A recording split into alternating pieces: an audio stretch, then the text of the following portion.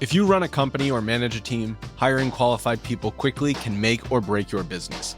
Imagine a position of need going unfilled for weeks or even months because you just can't seem to find the right candidate. When it comes to hiring, Indeed is all you need. Stop struggling to get your job post seen on other job sites. Indeed sponsored jobs help you stand out and hire fast. With sponsored jobs, your post jumps to the top of the page for your relevant candidates so you can reach the people you want faster. This makes a huge difference. According to Indeed data, sponsored jobs posted directly on Indeed have 45% more applications than non-sponsored jobs. Plus, there's no monthly subscriptions, no long-term contracts. You only pay for results on your job post. Just in the last minute that I've been talking to you, 23 hires were made on Indeed, according to Indeed data worldwide. Now that is fast. There's no need to wait any longer. Speed up your hiring right now with Indeed. Listeners will get a $75 sponsored job credit to get your jobs more visibility at Indeed.com/BWN. Go to Indeed.com/BWN right now to support this podcast. Indeed.com/BWN. Terms and conditions apply. I'm dying at this Matt Rule photo. Of him jumping off the tractor like a little kid? I love it. I love it so much. Have you put the picture in the chat? Oh, it's in the normal committee, but I'll throw it in the chat. I'll do that because this is cracked me up. Like, we had the Matt Rule, shrugging pick last year or 2 years ago. I honestly don't know at this point. But him doing the shrug is like the Matt Rule shrug. I love the Matt Rule shrug. But now it's like he's jumping off of a tractor. And so I put this, and then one person just says, I changed his jacket so it just says SCA instead of Nebraska. Yeah, but you got to change it so he's wearing checkered Vans too. So it kind of looks like he is wearing some sort. They're Adidas, but because Nebraska's an Adidas school. But people are saying that he looks like Guy Fieri. He does. Yeah, I was thinking that organically is like he looks like we have Guy Fieri at home. He is leaping into Flavortown with both feet. He's on the flavor farm. That's where the flavor grows. I love the player number 3 that is just on the tractor, like looking at him. Like I don't know what he's like. Did coach really just do that, or I don't know. Player number 3 looks a little concerned for his safety. Yeah, it's like you sure you can land that, coach? It's very much I'm gonna have to tell HR about this, and I don't want to have to tell HR about this. He's gonna roll his ankle. Is it like the pick that we had for Justin Timberlake when he put his foot into the disco ball and then injured himself? This is like the before Matt Rule ACL explosion? Oh yeah. Just ruptured both of them. both knees. I mean, he's the hamstring. Doing this shit. I don't even know how far off the ground he is, but I'm hoping he was just jumping in front of the tractor. And not jumping off the tractor. Off the tractor? I hope so. It looks like the wedding photo jump. Now I'm rethinking number 3, and I'm wondering if number 3 threw him off the tractor. I love how the football players are all serious, and Chad is like, number 4 would accidentally open the door and he knocked off Matt Rule on accident. And Matt's like, he's mid-fall. In my first roster trip of the offseason, number 3 appears to be Marquise Buford Jr., who is a defensive back. Okay. There we go. Good to know.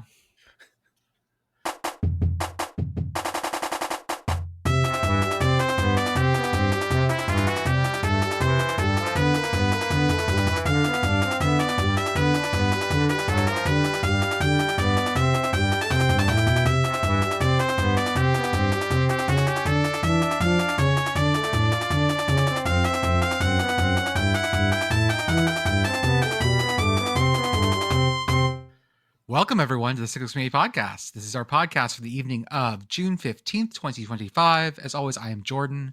With me tonight, I have Commish, Pitt Girl, and Beth. Pitt Girl, how are you? I'm good. I went to a protest yesterday, and there were protest furries there who had a sign that said, "Deport these nuts." Beautiful. which I found massively amusing. Beth, how are you? I am swell. I did not make it to the protest, but in my itty bitty tiny town, there were 500 people protesting. That's so many. When I saw Oh my that, god. I was Uh-huh. shocked. My town has 6,000 people in it. Hell yeah. Like- Let's fucking go. And like is super red. So like it was just one of those great object lessons of like don't discount places just because they have huge voter margins. There are real people there who have real thoughts. Commish, how are you? Great, fun Father's Day weekend. I had some crab and crawfish. I got a new pole for my weather station and I installed it on the fence. Nice. I got a, it's not deport these nuts, but I got a nut sampler. This is a variety of nuts for Father's Day, and I haven't opened that yet because as soon as I get into the candied nuts, they're all going away really fast. Like as soon as there were like some crunchy almond coated toffee thing, I'm like, oh, that whole section is going to be eliminated as soon as I open that sampler. Deported immediately to your stomach. That's right. I'm gonna deport these nuts to my stomach. Yes. Before we get into talking about baseball and other things, can we just say hell yeah to Team USA? Yes, our long national nightmare is over. We beat the ever living shit out of Trinidad and Tobago. Hey! Hooray! 5-0 in the Gold Cup. Go ahead. Yeah, 5-0 in the Gold Cup. Shout out to Diego Luna, not that one. Yeah, different one. He seems to be good at soccer. This one. We are in the same group as Trinidad and Tobago, Haiti, and Saudi Arabia. Saudi Arabia making a trip to CONCACAF. Why? They always bring in a team or two outside the U.S. But they are neither Conca nor CAF. Yeah, no, they are AFC. I mean, I should have just brought Greenland in instead, Yeah, anyway. The AFC Far East.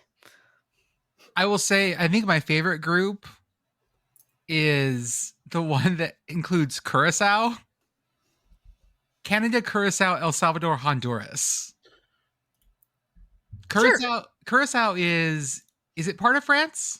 No, it's the formerly Netherlands. Dutch or still currently Dutch. It's still Dutch. Yeah, Yeah, the only reason I know Curacao is because they would be in the Little League World Series finals a lot. Yes. They would make it there and kind of win the Little League World Series in Williamsport a few times, I think. Okay. Yes. Guadeloupe is French. Mhm.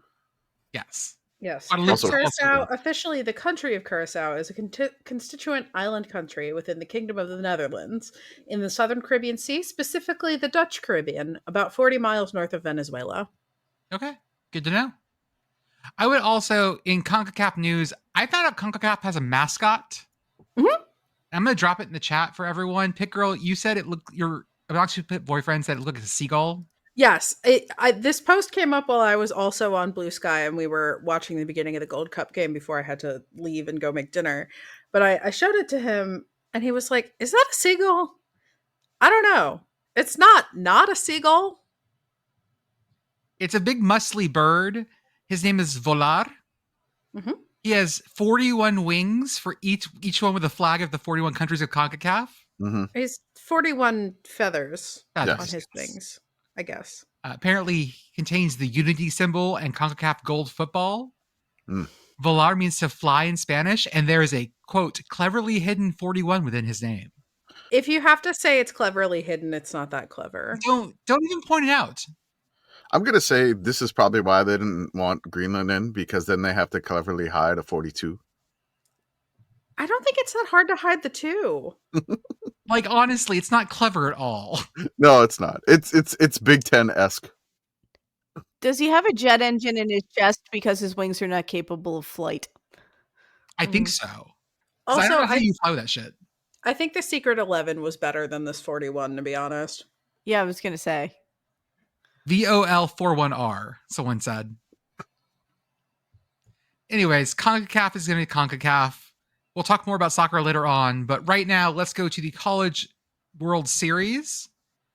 Whoa. Let's get our latest Jello Shot update. Let me see. We're going to the live board. Yeah, the live board. Got it right here. Okay. Shout out to the person who made a blue sky mirror of the live board. Yes. Thank you, that person. This is the 5 p.m. update for Sunday. LSU is running away with this thing with 12,737 Jello Shots. But in second place, our Murray State Racers, 6,117. Doing very well. They have an army of everybody donating for Murray State here at this point, which is Good. completely keep going, keep donating for Murray State. In third place, Arkansas, 5,360. And in fourth place, Coastal Carolina, 3,616. Coastal, what are you doing? Yeah, this is a shocking underperformance from Coastal Carolina. But keep in mind, Coastal, again, not necessarily expected to make it, not necessarily bankrolled. They are a Sun Belt school. They are not, Are you making excuses for Coastal? No. I'm don't more have- saying this just on the front of like, you really expect me to believe that a bunch of people from Myrtle Beach cannot out Jello Shot other people in this At least competition? Arkansas. At least Arkansas. But I mean, they're fourth. That's a good performance for them, I would say. I don't think it's underperforming. Well, dead last. We could talk about other folks. Let's talk about dead last. UCLA with 860. Yeah. To be expected. That's indicative of the culture? I don't know. UCLA is California sober. That means no Jello Shots. Have you ever had a wine Jello shot? No. They're very good. Okay. Like, I'll take your word for it. Like a Sauv Blanc with some Jello. Okay. Everyone's making faces at me. A Sauvignon Blanc Jello. This is Ivy League here, right? It's rare that I have a glass of wine and I think, what would make this better? If I could chew it. Mm-hmm. I remember, I think I saw a New York Times article about how like fancy wine Jello Shots were becoming the new thing for Brooklyn hipsters. Oh, okay. Yeah, right. And that response, I need you to sit with a little bit, Jordan. Just a little bit. I have the first God. Okay. The first thing comes up when you type wine Jello Shots is a recipe for Manischewitz red wine Jello Shots from a blog called What Jew Wanna Eat. I mean, honestly, Jello Shots probably not the worst application of Manischewitz. I see the one right below. Sangria Jello Shots with like fruit in the Jello shot. That's a good I idea. could do that one, yeah. So we have our first team out. Arizona, you fought well, but they got bounced, losing 2 in a row. Really bad bottom of the 8th inning for them. They were up 3-2 going to the bottom of the 8th. They kind of exploded defensively, just making some really costly errors too. And Louisville scored 6 to eliminate them 8-3. Oof. Birds with Teeth survived to fight another day. In other bracket news going on right now, nope, nothing going on right now. There is. Coastal is up. Coastal's up 6-2 in the bottom of the 9th on Oregon State. It's final. Oh, it's final now? Jesus. Yep. Okay, just ended. 6-2 or no? 6-2. Okay. That means Coastal goes on. Coastal's going on. Coastal has won 26 straight games. Jesus. So now Oregon State has to play Louisville again, which Oregon State walked off Louisville in the first round. So whoever wins that one, or whoever loses that is out. And then whoever survives that has to beat Coastal twice to get to the championship series. That's so many times. Yeah. That's a lot of times. I don't understand the College World Series 25 bracket, straight and I for never Coastal. will. It's fine. Yeah, the double elimination thing is screwy. It's hard to get your head around. I've played in baseball tournaments my whole life, man. It makes sense. Makes sense. No, I'm willing to admit on this one that I am stupid and move on with my life. Other people can understand that bracket for me. I got it. Don't worry. I'll handle Thank it. you. For It's you all then. in how you brand the second bracket in your head. In my brain, I just have it listed as secret bracket. Ah, And for whatever yeah. reason, that lets my brain accept it as a concept. Okay. We had an Oregon State dude in a helmet behind Yeah. home plate. Why? Football. That is a football helmet. Yeah. It is. Why? I don't know. I don't think anybody got the story. It's a full frontal baseball helmet. I mean, it could be a softball helmet. They do sort of look football helmet-y. No, it is a real football helmet. Oh, I know. Yeah, but like And- I don't know if anybody got the story with the football helmet guy. It's never too early to cosplay as the next Browns quarterback. It does look like, if I didn't know it was Oregon State, I would say it's a Browns helmet because the picture isn't very good quality. Mm-hmm. It is an Oregon State helmet, but I couldn't get. I know it is. Yeah, but they did a video of it, and I was just not traveling too much yesterday to get the good quality photo. Sorry. Regularly scheduled reminder, by the way, that the Browns quarterback room is potentially the most unhinged quarterback room in all of sports, and that is saying something. Justice for my son, Kenny Pickett, who does not deserve any of this. Somebody needs to just leave a seashell on a shelf and close that door. I would argue New Orleans may have a more chaotic quarterback room. Okay, but like Shadur. I mean, yeah. But like Cleveland has 5, New Orleans has 3. I know, but do you trust any of those 3? Do you trust any of those 5? We're No. tanking. The Saints are tanking this year. Take it easy. We got to get our cap in order. Process. The Just March process. for Arch. I don't. Do not again, trust the Browns process. At no point should you trust that process. No. That's No. That's a process in the way that like American cheese product is processed. Do not trust that. You're gonna get super listeria, idiot. Just who do you like more? Tyler Shuck, Spencer Rattler, or Jake Hayner? Read the room, Pitt Girl. Apparently Hunter Deckers as well. Oh yeah, he's a practice squad QB. I think we want the Jake Hayner experience here. Jake Hayner's listed 3rd on the depth chart. Okay, I don't care. I think you want the Jake Hayner experience here. I mean, It's going to be fun. Probably. I mean, Rattler had a bunch of games last year, which the Saints were not great, but he showed some signs. But that wasn't like a dead man walking quarterback coach and interim coach situation. Then you have the second round draft pick with the new coach, new offense. Again, whoever the coach picks, that's fine. I mean, you want your guy, you're gonna do the Pitt Girl thing on the shield or the sword or whatever. Mm-hmm. Yeah. I don't know if Tyler will be ready to start day one. If he is, sure. Shuck it. We have loser bracket games going on. We have Murray State and Arkansas. Yes, that'll take place on Monday. So when you hear this, we will know if the Racers survived or the Hogs are eliminated. And then our next game up is Louisville, Oregon State, also in the losers bracket. And then we have, let's see here, the winner bracket on the winner side, UCLA, LSU. All fun things. Yeah, so we'll see what happens on that side of things. LSU, UCLA, that should be an interesting match. And then, again, Murray State, they lost 6-4 to UCLA. Close game. Arkansas only scored run against LSU. I don't know how well Murray State's depth at pitching is. But, again, we'll see. I'm just glad the Racers have made it this far. I hope they keep it going. But, it's a tall task to take out. Oh, wait, they already beat an SEC team in Ole Miss. Yeah. Oh, at Ole Miss. Hmm. Oh, okay.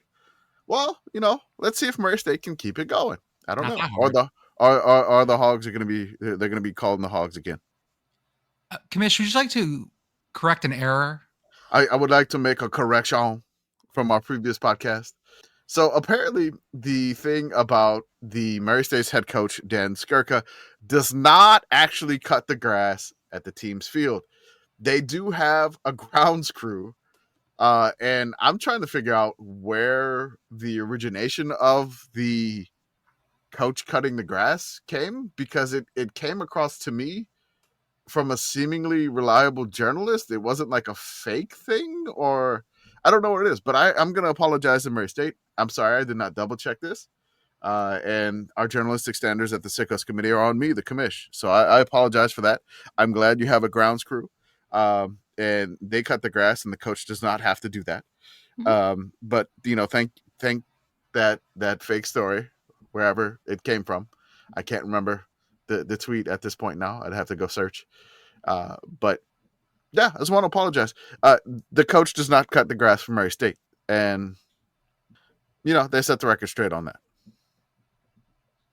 Rocco's the Jello Shot place had a fight at it. Let me read the tweet. Last night. At Rocco's and Lefties, we love sports, we love fans, we love competition, and we love that we've built something that harnesses that energy for a good cause. That being said, we closed early last night because several people took their passion too far. We will never tolerate fighting or aggressive chirping or obscene behavior. We want to stay open as late as the law will allow, but we'll absolutely always do its best to keep our employees and business safe. Come out, have fun, and help your team's food bank. So this was obviously Coastal and Louisville fans getting into a fight. I assume the chirping reference is all birds. So this has been all people have been accusing everyone about this, because everyone's been like, "Oh, it must be fucking LSU." So I've dug into this a little bit further, which I don't necessarily. Again, these are sources. These are like, I mean, I don't think we're going to have like legitimate, reporting on who started the Jello Shot ESPN's fight. Bar fight correspondent. Yeah, I don't think we're going to have that here. But allegedly, this is Coastal and Arkansas chirping at each other. Allegedly. You mean to tell me that someone from Myrtle Beach at a bar considered starting some shit with someone from Arkansas? I'm astonished. So from what I've seen, the Arkansas guy started it. I stand by my statement. That person is apparently also banned from returning. So yeah, there was, it says, again, I don't even know if this is accurate or not, but it just says that there was a lot of trash talk between Coastal, and then there were some comments that were a bit off color. And somebody got kicked out, and it doesn't even look like this person that got kicked out has deactivated their Twitter. Always a good sign. Always a good sign. So they added this person, and then this person deactivated their Twitter. So now, do we know how many Jello shots the NCAA is likely to penalize the teams that caused this fight? You got to take at least 500 off. Just like vacate 500 Jello shots. Vacate 500 Jello shots. Yeah. There's going to be an asterisk next to these now. Thank you. You gotta vacate. I can't even think of vacating. Then you gotta. No, the total minus 500. Can't. Oh, in soccer they can take away points. Yeah, got to take away Jello shots. See, the problem that I foresee with vacating Jello shots is that will inevitably produce Jello shot truthers. Oh yeah, that's what we need. More conspiracies about this. We need more bars with cocktail napkins that have numbers on them for reasons. Update: Saudi Arabia has beat Haiti 1-0. Oh. Let's talk about realignment again. No. Yeah, it's back, baby. Pete Thamel, but I hate it. Posted a tweet. It's never going away, Beth. Sorry. That Texas State is the heavy favorite to join the Pac-12. All right. So you see, my rumors from last podcast had some basis. Yeah. Now we have actual journalists, confirming these rumors that I had 25% confidence in. But we still haven't heard from Swim Swam, so that's still haven't heard from Swim Swam. We can't be 100% confident until they make the final call. Then we have another bit. Louisiana Tech is the favorite to replace Texas State in the Sun Belt. Commish, how are you feeling about Louisiana Tech finally making it to the Sun Belt?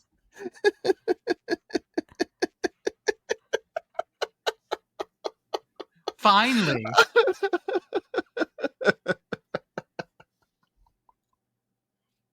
I don't think I've ever heard you laugh like that before. Oh my god! I look. What's the meme? It's like, where did it brought you back to me?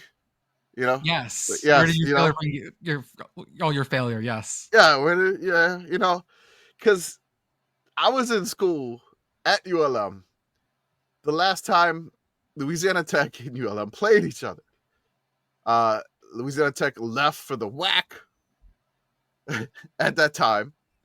So they left for the WAC in 2001. And then a year later, ULM, basically founding member of the Sun Belt. So they were in the WAC from 2001 to 2012. And then they've been in Conference USA from 2013 until now.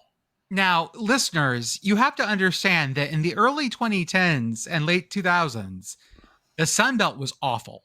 Yes. Clearly the worst. And Conference USA was sort of on the up. Yeah. Oh, how things have changed. Yeah. It's... What are you talking about? Conferences are how they are, and they will be that way forever. Mm-hmm. That's right. Go Big East. That's right. So in 2005, I'm just going to run who left Conference USA in 2005. Yeah, go for it. University of Cincinnati, University of Louisville. Yep. North Carolina, Charlotte, which is, now just known as Charlotte. Mm-hmm. South Florida left. TCU left. Then in 2013, TCU was in Conference USA. That's right. The ripples of Big East rebuild #1. It's crazy. Then in 2013, Conference USA lost more members. And that was Central Florida, Houston, Memphis, SMU, East Carolina. I'm sorry, East Carolina was in 2014. And then Tulane was in 2014. Tulsa, 2014. So then there was... They have turned over so much membership. And then in 2022, this last bit of realignment here. I'm sorry, there was more. There was another year of it in 2023. There was. Sorry. North Texas. Right. North Texas. Yeah. Okay. So 2022, Marshall and ODU both left to join the Sun Belt, along with Southern Mississippi. So that's Southern Mississippi, Marshall, and ODU all left Conference USA to join the Sun Belt. So and then 2023, UAB left, FAU left, University of North Carolina, Charlotte, which is just Charlotte, North Texas, Rice, and UTSA all left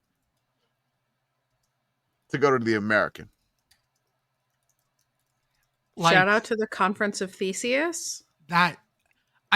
Conference USA is no longer recognizable from what it once was. Yeah. It's like the WAC in that no one is left there.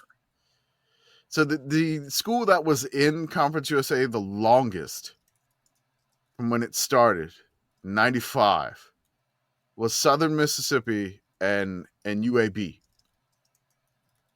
So UAB was in from 95 to 2023, and Southern Mississippi was in it from 95 to 2022. The longest standing members of Conference USA are Louisiana Tech, Middle Tennessee, and UTEP. They're leaving. Oh. Technically, Middle Tennessee came in before them. Okay. So, this is... once you get rid of that, if you get rid of Louisiana Tech, Mitsu and Western Kentucky are the backbone of the conference. Yeah. Wowzers. Yeah. Which... Oh, sorry. FIU joined in 2013 as well. Yeah. FIU left the Sun Belt to go to Conference USA. Structural Big Red is what I'm hearing. So UTEP has been in since 2005, and then they're moving to the Mountain West next year. Mm-hmm. So then you'll have... Yeah.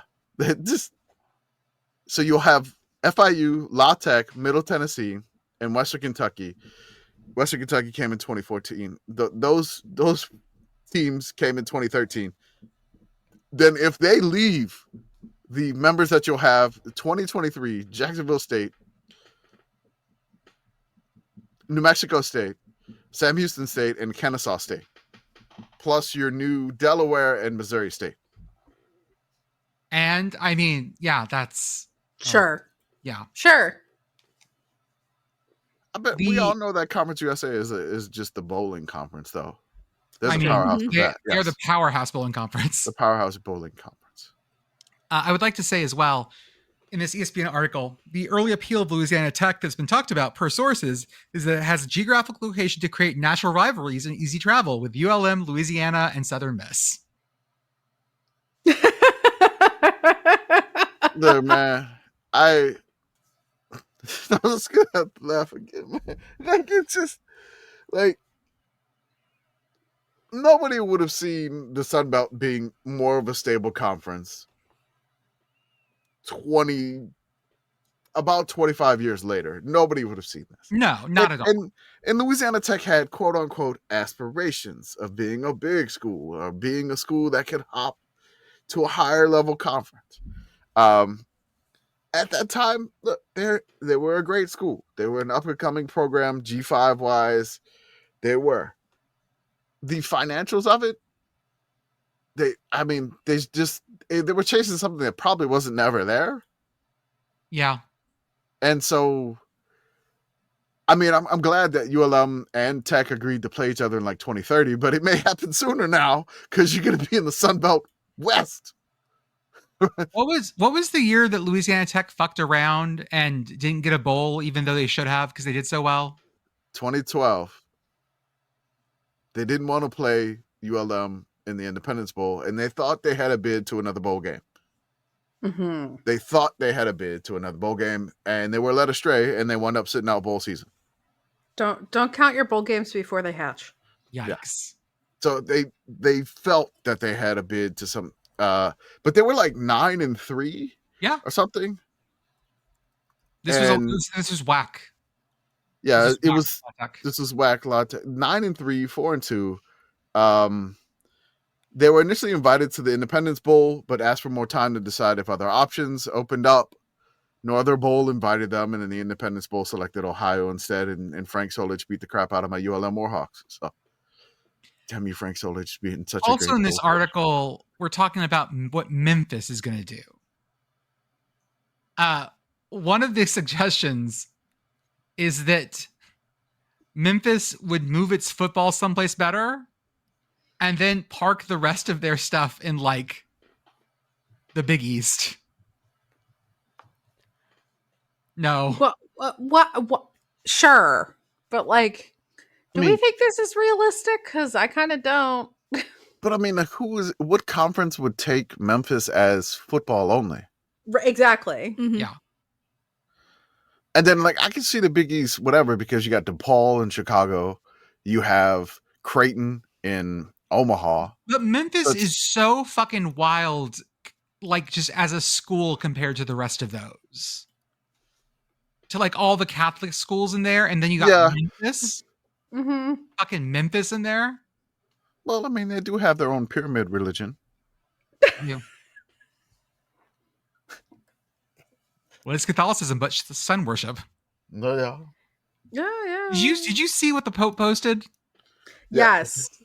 Read it. He Read it. Here, let me find it. Oh, this is in our chat. Pope Twitter. Pope Twitter. Yes, please hold. Pope tweets. Got it. Pope tweets.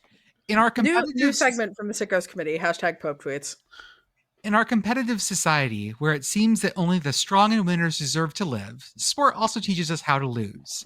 It forces us, in learning the art of losing, to confront our fragility, our limitations, and our imperfections. It is through the experience of these limits that we open our hearts to hope. Athletes who never make mistakes, who never lose, do not exist. Tell me you're a White Sox fan without telling me you're a White Sox fan. I would Why like just to. got sold by the Rangers? I would like to formally welcome the Pope to the Sickos Committee. Yep. The Pope is Yes. in. The Pope is Welcome, one Your of us. Holiness. I hope it's okay if we call you Bob. No, we can still call him Pope. Pope Bob, though. Pope Yeah. love. Leo works. Yeah. I We know- celebrate all of our Ninja Turtle popes. that's right. Has there been a Pope Michael? There has to have been a Pope Michael. Yes. Do we have a Pope Searching. Raphael? And No, a I Pope don't think so. Donatello? I don't think so. Michael. Pope Search. Raphael. Even better. David Allen Bodden, who took the name Pope Michael I, was an American conclavist claimant to the papacy. He Hey, believed that the Catholic Church had apostatized from the Catholic faith since Vatican II, and that there had been no legitimate popes elected since the death of Pope Pius the XII in 1958. In 1990, he was elected pope by a group of 6 lay people, including himself and his parents. In 2011, he was ordained a priest and consecrated a bishop by an independent Catholic bishop. So we have a quasi anti-pope he's who our was special. going by Michael. He's his parents' specialist boy. He's a very special boy. He is listed as an anti-pope on Wikipedia. Anti-Pope. If I had a nickel for every time we discuss sedevacantism on this podcast, I'd have 2 nickels, which isn't a lot, but it's still weird to happen twice. Raphael, the artist, Mhm. did paint a portrait of the Pope. That would He make did sense. portrait of Pope Julius the Second. Would you like to guess where this papal conclave was held? Oh. I'm going to guess Kansas somewhere. You are correct. Okay. On July 16th, 1990, Bodden, his parents, and 3 other lay people held what they claimed to be a papal conclave at the Bodden family's thrift store in Bellevue, Kansas. Yeah. Tell me they smoked something. By the way, Bellevue is a city in Pottawatomie County, Kansas, population 177. Perfect. Pope Michael II, because Pope Michael I died, Yes, is a man who lives in the Philippines. He is married with 1 child. Aha! Not the first pope to He's have a children. throwback. Pope Classic. Pope. Heavy air quotes. Unlike new pope, which everybody's still mad about the flavor. Mm-hmm. I have something. Can't wait until we get Crystal Pope. Ooh. Pope Blue. Pope Max. I have some sounds for you guys. Uh-oh. Here it comes. No! Boo!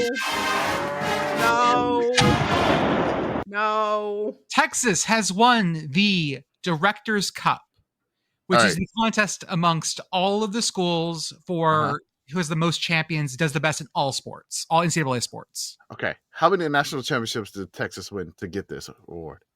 1. They got softball. What else? That's it. So they just didn't. So they award just any finished other really high and championships everything here. else and just won national title? I believe so. Let me double check. That's some bullshit. I mean, that is kind of how it works. Let's see. 13 NCAA top 10 finishes. So they had 2 NCAA championships. Were They were the also other one won they men's swimming and diving. Okay.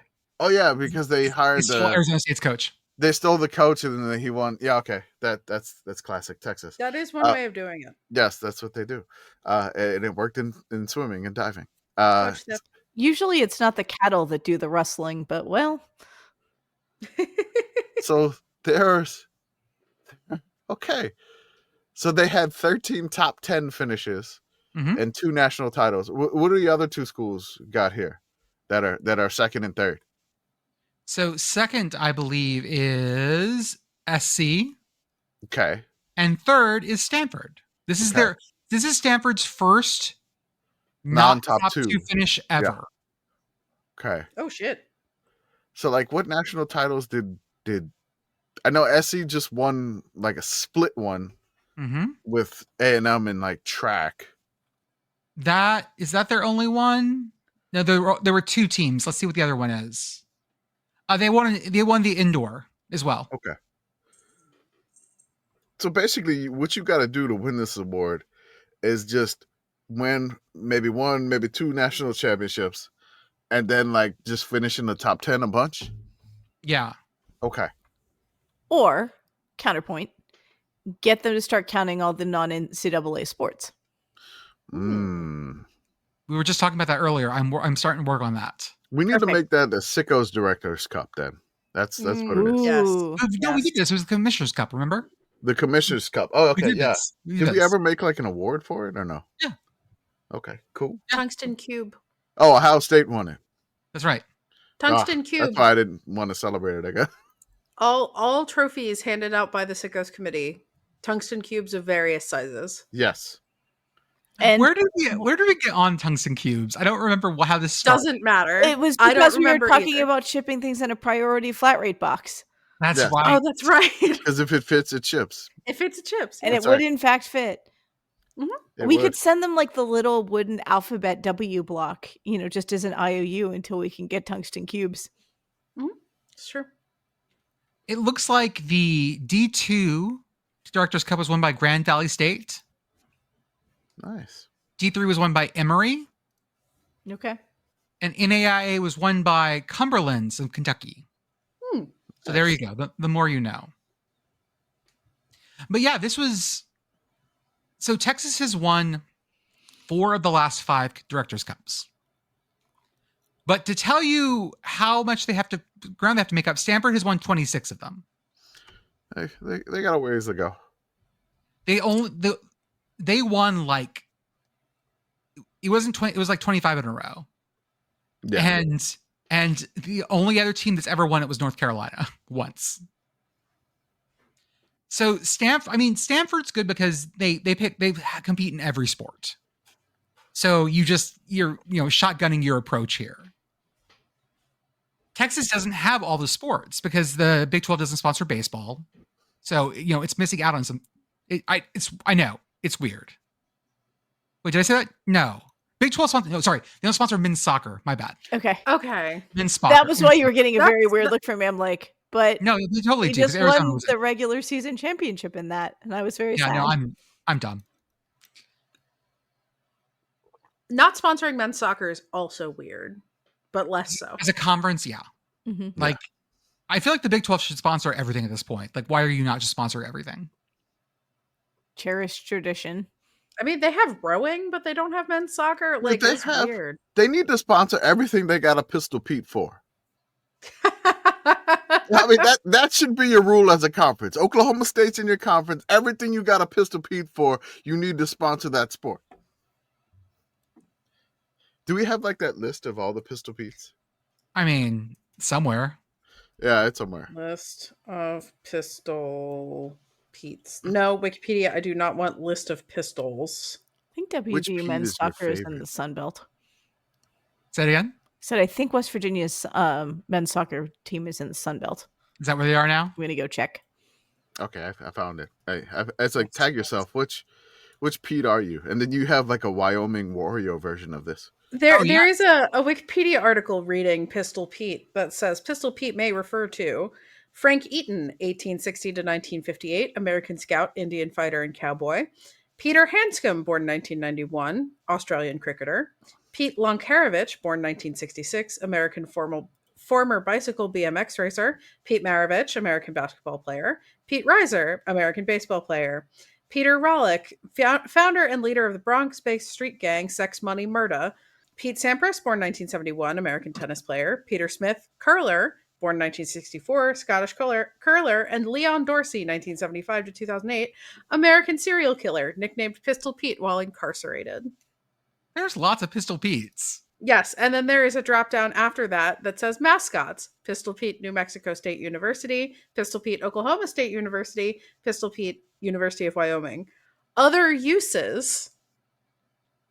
Pete, Disney character. Nemesis of Mickey Mouse, once known by the alias Pistol Pete. The daughter of Pete on the I Disney remember her. animated television series Goof Troop. Nickname of a Japanese Type 92 10-centimeter cannon captured by the Americans in World War II. Pistol Pete, a sitcom pilot created by John Swartzwelder, and Pistol Pete's Pizza, a now defunct Arizona restaurant chain bought out by Peter Piper Pizza. Wow. Peter Piper Pete. All the pistols Pete. So what I'm hearing here is that the Big 12 needs to start sponsoring pizza chains. Why would it not? Pizza. Let's see here. Pizza. Hey, Commish, the UFL was on. It was. The UFL was on. I the watched that. championship game. I Did you watched watch that. it? I did. I I watched watched a good bit of it. I watched it until it got out of hand. It got out of hand rather quickly.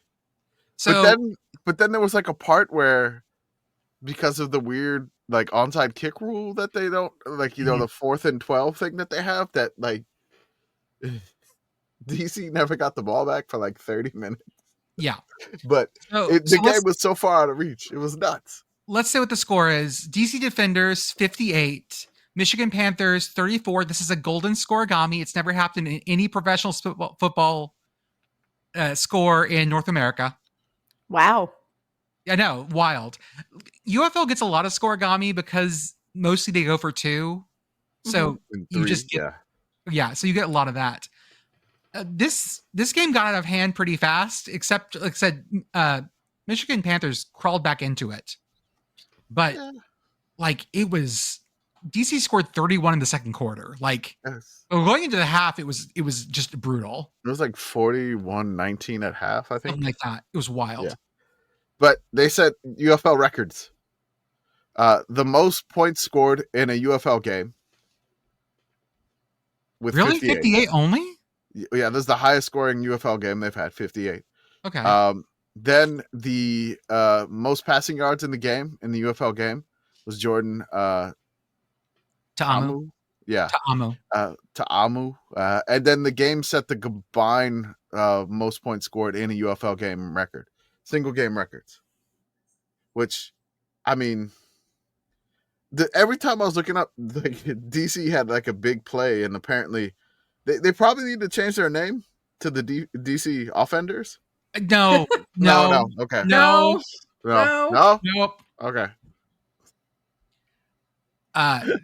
Like just wild stats here. And did Jordan Ta'amu win the MVP of the UFL? He did not. No. He defeated the MVP on the other side. I'm glad that this season is over. I'm glad that it survived it. We will see. People, they're saying it's coming back.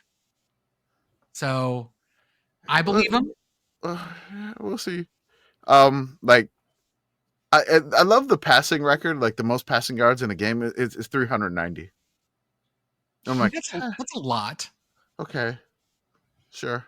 I mean, it is, but like it's not Connor Halliday numbers. No, well, that's because we're all brain broken as we watch college football. Yeah. So that's why I looked at the score of 58 and was like, that's not a lot of points. I mean, it's like kind of a lot. It's like getting towards a lot. Okay.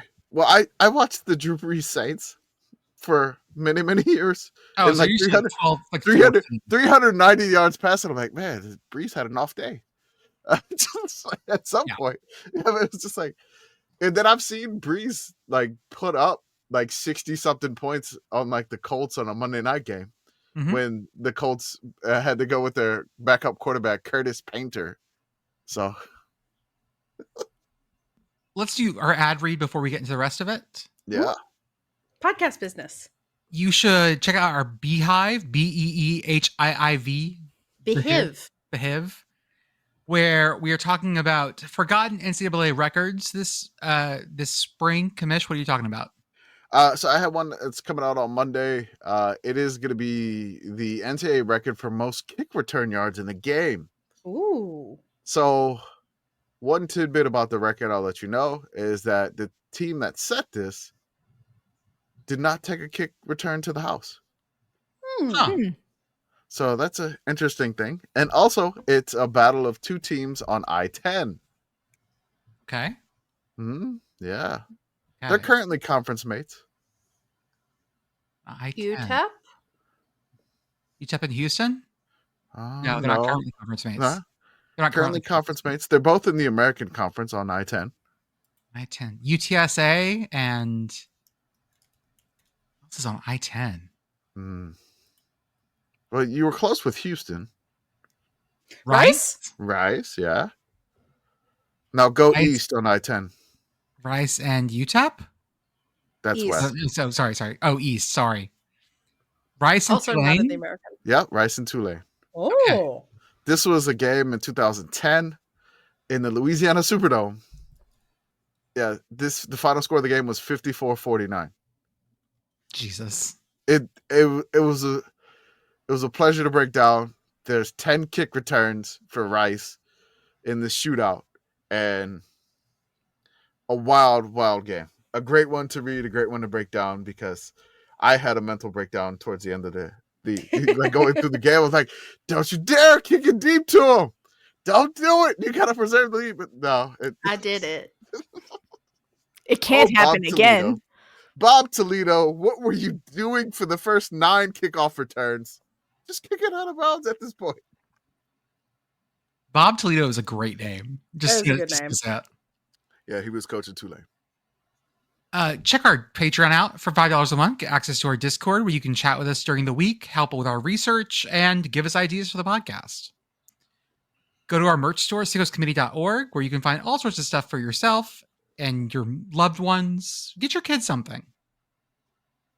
We have our YouTube, we have our Instagram, our Twitch. Shout out to Message Board Geniuses podcast. They go the places we refuse to go.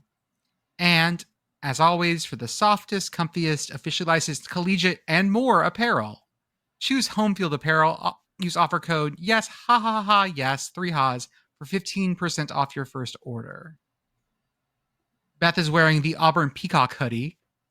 I have one. It's kind of like faded. It's Grand Valley State Lakers. Okay. Oh, It's like one of my first shirts that I bought from Home Field, Grand Valley State, and it's just like one of those gray shirts that just fades over time. And you just throw. I don't know what I want to wear. It's a gray shirt. We are back with news, and we have the NCAA Flex schedule. Oh, for the SEC? For the SEC, yes. Yeah. This is, Commish, what does the Flex mean? Man. So this is really like, does this mean anything to us at all? no. It's just like, I don't know what this means. I'm assuming this is like those like golf shorts or whatever. Like it's got some spandex in it. it's got the flex. It's flex fit. Yeah. Flex deal for your college football schedule. No, but basically they have all the times for all the games set essentially through September 20th. And then what the SEC did here is released a schedule that just says, hey, this game's going to be a flex here. So you don't know what time it is. Flex means it could be 2:30 in the afternoon. It could be a night game. Oh. And so it's just like, like Notre Dame, Arkansas, noon. Notre Dame at Arkansas this year. Oh my God, that's happening. Yeah. All right. September 27th, apparently. Like Utah State at Vanderbilt, that's 12:45, SEC Network. Alabama at Georgia, that's a night game on ABC. There you go. Afternoon, Auburn at Texas A&M. Night, UMass at Missouri. Okay, sure. The return leg of the home and home. It is. It is. Yes. Then you have flex. LSU at Ole Miss, Tennessee at Mississippi State, Kentucky at South Carolina. That tells you like nothing. Basically, it's if this is a good game, we'll put it on at night. If it's not, we're going to dump it in the middle of the day. Yeah. So it says anything that's listed flex. Basically, it just says it can be started between the afternoon of 3:30 to 4:30 or night from 6 to 8 p.m. windows. So it's like you're either an afternoon game or a night game. That's it. So it's like, hey, we can kind of give you some plans. Like this feels like the cable company. Hey, we're gonna be. Yeah, we'll be here in this time window. That is like your entire workday anyway. Yes, we will have this game between 9 to 5. I appreciate that the SEC did this for us, just to get some clicks out there. That was kind of them. But as is the tradition of my foremothers before me, I shall be turning to lsufootball.net. Yep. For all of my when the hell is this happening needs. Yep. Yeah. Am I reading right that the Border War is coming back this year? Oh. Which one? Kansas, Mizzou. Kansas is playing Mizzou this year. Really? On September 6th in Columbia. Ooh, okay. This is the first time the Border War has been played in like 10 years or more. Yes, since Mizzou left for the SEC, I believe. That's right. Oh. So they're going to play them in 2025, 2026, 2031, and 2032. Okay. That's nice. We're still doing this podcast in 2032. We'll cover it then. They'll totally be doing this, and then guaranteed. It's wild that we've gone on this far. This is what our third off season. Yes. Yes. I think so. We started Yeah. in 2021. No, 2022? 2022. Okay. I- I think the podcast. Yeah. I Yeah, the assumed first this season was we a didn't have a tontine. podcast. Is this not a tontine? Yeah, no, it is. You're gonna Or- have to like tell me what or that s- means. I don't know Or a what that means. suicide pack, either way. A tontine is where we all pool resources and whoever survives Oh, gets the money. is it like the Hellcats from the Simpsons episode? Yes. Okay, yes, perfect. That's what a tontine is. Yeah. Right. Or you know, Not to be confused with a tauntaun, which is the thing you cut open and nap in. That's true. Yes, That's yes. that's we're I hope we don't turn into Hoth. I No. definitely don't Are feel like that. tontines Yet. legal in the U.S.? I don't think so. Are they legal Tontines anywhere? are so common in France, apparently. Oh, Really? I'm Yeah. sure it's part of the Napoleonic Code. So in Louisville, definitely. Not Yeah. Louisville. In Louisiana, definitely. The tontine's still legal. Which is good because we're in Shreveport. that's Right. true. True. Technically. Also, I like my odds. Oh, yeah. No, Oh, mine Yeah. are the worst. I'm done. I'm not long. No, Pitt Girl's got this one. I mean, I think we're probably all here for a good time. Yeah. Not for a long time. I saw a bear outside my window today. It's going well. Podcat will protect you. Possibly. Podcast not was trying to bad. fetch up the bear, and that's the problem. This is true. That gives you time to run away. I want to save the next spot, next things for Arthur. And can we just skip to the Club World Cup? Yeah. Okay. So the latest FIFA cash grab is going on in Yeah. the US. Listen to our friends at Phantom Island. Listen to our friends of the show, Ryan Nanny and Roger Sherman, talk about whatever the fuck this is on Phantom Island, because I learned a lot. I didn't even know this was happening, even though I listened to a different podcast that talks a lot about how the trophy is in Donald Trump's office. It is. What did you learn about the Club World Cup? Share it with us. Tell our audience what this is. Yes, so go listen to Phantom Island. They're much smarter than I am, but I will summarize what they said. So FIFA, in its infinite wisdom, would like a thing to occur in the years when the World Cup and the Women's World Cup are not occurring. And they tried to make the World Cup be an every 2-year thing, and CONCACAF and CONMEBOL and UEFA and everybody else were like, no, that's stupid. We're not doing that. So this is the thing that they're doing instead. And it's basically the Champions League. What if the Champions League was the whole world, which is theoretically a good idea, except for the fact that all of the soccer teams outside, all the like club soccer teams outside of Europe kind of suck. And so this is just going to be like, everybody waits for the European teams to get through the bracket, probably. And they're having it in the United States. And I don't know if you guys know this, but like Americans don't actually like soccer that much. Like it's growing, but still not that much. Like there's a reason why we're not a soccer podcast. And so there's this thing that's happening and no one's going to it really. And the tickets are kind of expensive and they're using it as a way to try and get people to buy. They're trying to get people to buy tickets by being like, if you buy enough tickets and go to enough games, we'll give you the chance to buy World Cup tickets, which are normally very expensive and difficult to get. So anyway, yeah, this is a thing that's happening. There's Sounds a bunch like of a club teams. pyramid scheme, right? Kind of. And also there's like a several $1 million prize pool. Yes, there So the is. clubs are actually showing up for this, even though it's stupid because FIFA's just sort of like shoveling money out the door, hoping that people will pay enough attention that it starts making money. This is being held at some of the biggest stadiums we have as well. Like That the seems like a bad idea, guys. The Rose Bowl has games. MetLife Stadium has games. Bank of America Stadium in Charlotte has games. Mercedes-Benz in Atlanta has games. Like that's a lot, y'all.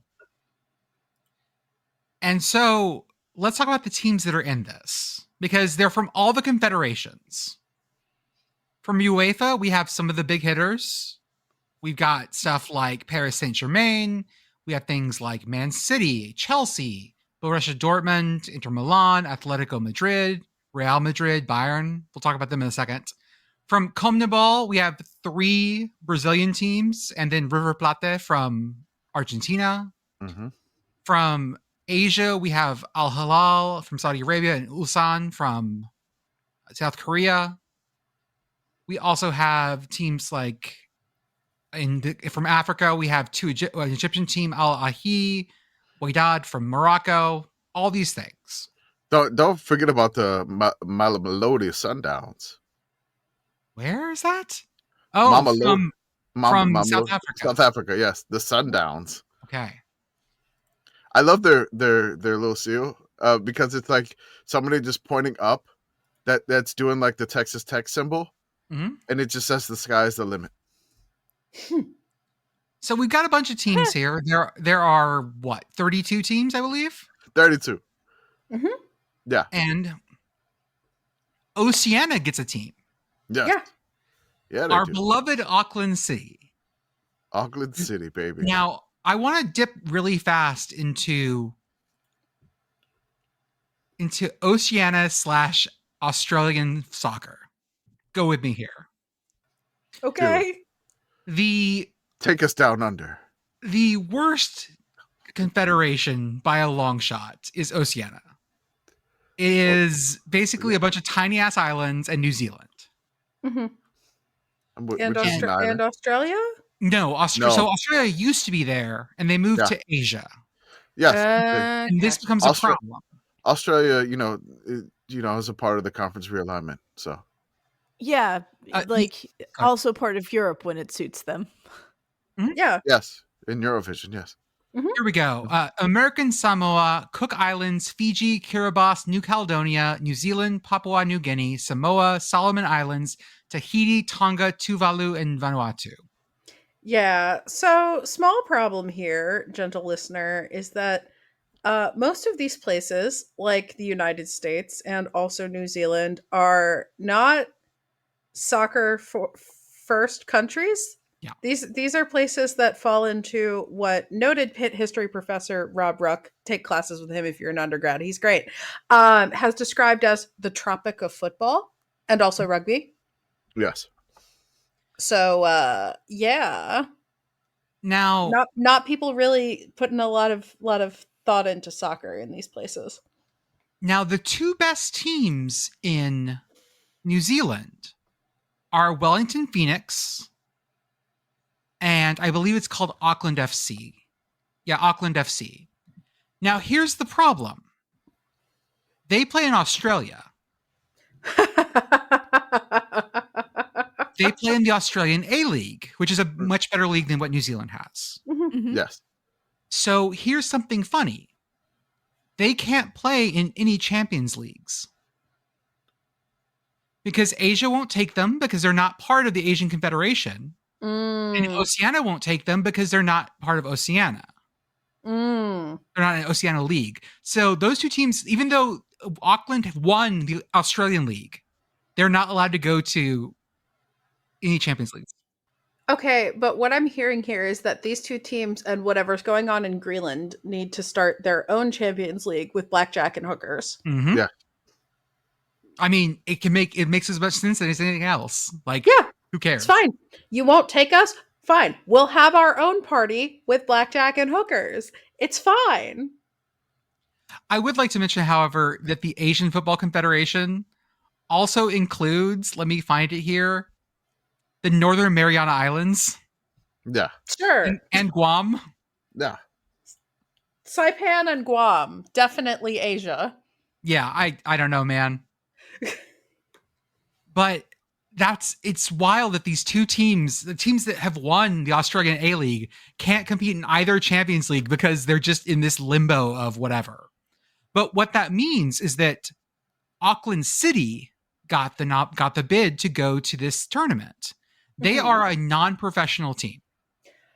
Yes. Okay? These are just guys that have jobs. Okay, we here at the Sickos Committee are now officially rooting for Auckland City. We love guys who have jobs. Yeah. Yes. So they are, let's see here. As guys with jobs. Yes. We love guys who have jobs. Right. Some Auckland City FC players take unpaid leave to their jobs to face the two. Yes. Can you imagine going to your boss and being like, hey, so I need a month and a half off work because I have to go be in this cash grab that FIFA decided was a thing. And the actual like big deal soccer teams here aren't eligible for really stupid reasons. I'm trying to find some of their jobs because it's very good. I mean, the goalie looks like he's forklift certified. There you go. I mean, You have something in common, Pitt Girl. Yeah, well, my sit down forklift certification has lapsed, unfortunately, but I am still certified. Yeah, but I am still certified to operate an electric walkie. So we're out here. Apparently, some of them couldn't get time off. No. How grinchy do you have to be as a boss to be like, no, you can't go play in the soccer thing? just be a normal boss, I guess. True. Yeah. Apparently, yeah, this is like just wild shit. Now, they had their first game, and their first game was against Bayern Munich. Oh, no. They lost 10-0. Disaster. Oh. No, it's not a disaster. I refuse to count this as a disaster because they got to play against Bayern Munich. Right. This is like they did they used to have another tournament that was FIFA had another tournament that was like the best countries from each federation played each other. Mm. And one time it was like Tahiti versus Spain. And the Tahitians walked out like putting flowers on everyone's necks. It was like, I'm so happy to meet you. Yeah. And they lost like 12-0. Whatever. Fuck it. It doesn't matter. But like we love Auckland City here. Let me find who's in their group. I got it. Auckland City. So it's Bayern Munich. Then they have Benfica, the Portuguese team. Of course, yeah. Yeah, and then they have Boca Juniors. So they don't have Jesus Christ. Yeah, that's the group of death for Auckland City. So not a great draw for them. It was never going to be good, but it didn't have to be that fucking bad. Yeah, it's going to be rough. Boca Juniors is probably one of the best teams in South America. Oh yeah. Yeah.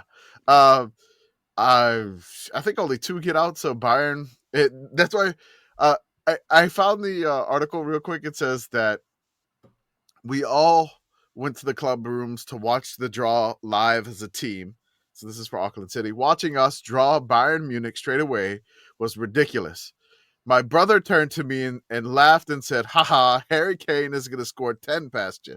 Well, he was right. They scored 10 past him. Yeah, Not there you go. By Harry Kane. They scored 10. They played Bayern. They lost 10-0. They had one shot on target. Yeah. So shout out to Angus. Sorry, who? Angus for New Zealand. Yeah, that sounds right. Kill Coley. I can't even say his name right, if that's right. Yeah, Kill Coley. He works as the project manager for a painting company. Yes. Nice. He had one shot on target. It was the only shot that they had all game long. And I mean, 29-year-old, you never gonna. I mean, I had a shot on target against Bayern Munich. I didn't score. I would be drinking for free off that my entire fucking life. Forever. Mm-hmm. This dude got a shot on target. They better sing that at games now. Mm-hmm. He's Angus. He had a shot on target. Arthur, now that you're here, can we talk some basketball? Yeah, definitely. I'm here. Okay. I've been here the whole time. Totally. Yeah. I've been here the whole time.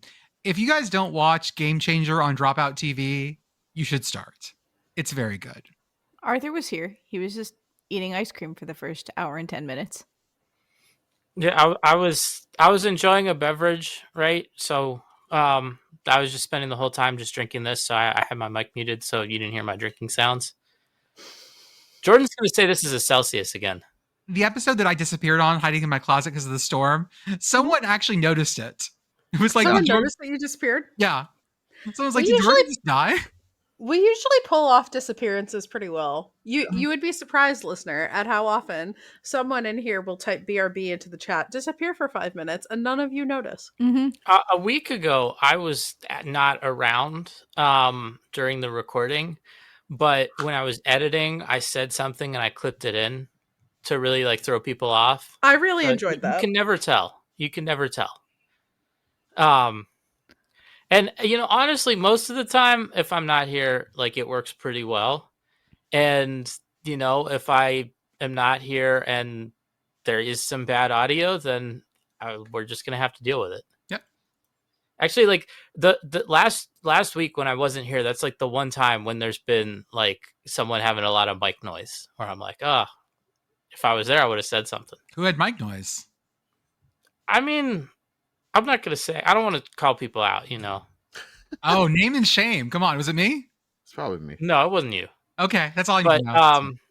yeah, it was. It sounded like someone was just bumping their mic. Like, Oh, that's probably a me. lot. That's probably me. It wasn't you. I'm not gonna say who it was. But I guess by process of elimination, We're down to two. It's narrowing it down. It was me, probably. It was you. Like here's the thing. It's always me. I mean, also Beth's mic is on an arm, so I would be impressed if she had been like bonking the mic. Yeah. I'm never I rarely notice things live when they happen. Mhm. It's always like when I'm listening to it back, and then I'm hearing. Then I'm like, oh man, I didn't notice that in real time. I mean, my mic, yes, is on an arm and in a shock mount and has a shock mount on the XLR, but also, as all of you know, Podcat headbutts my microphone regularly. That is true. I don't think that the microphone picks that up, though. He usually hits the shock mount, which does its job. Back in the days when I was still using the blue snowball, and Podcat would hit it, believe me, you knew. Oh, yeah. Yeah, classics. Why was Stephen A. Smith playing Free Cell on his phone during a playoff game? I mean, I'm going to be honest. So here's the thing. I'm not paid to cover any sports. Yeah. I have not actually been credentialed as press at a sporting event since I was in college, but I get even when a game's going on, being like, I'm going to check my phone. Yeah. I don't think I've ever played a game on my phone like that at a sporting event, but I mean, you gotta remember, right? How many NBA games do you think Stephen A. Smith goes to in person every year? Oh, a bunch. It's probably a lot. His main job duties don't involve actually going to a lot of games, right? Because he's doing stuff in the studio. He's on TV in the morning, whatever. But, he probably goes to a lot of games. And, I don't want to be talking down about the NBA, but I feel like there's moments in games where there is kind of a lull, where it's like, hey, I'm gonna check my phone. I'm gonna look at something. For me, I'm not playing a game. I'm looking at Discord or Blue Sky or something like that. But I've done it at a game that I paid money to be at while the game was going on. It happens. Well, he claimed it was during a timeout, but everyone else had receipts that showed it was absolutely not during a timeout because they got them from different angles. Yeah, it was. They had video too.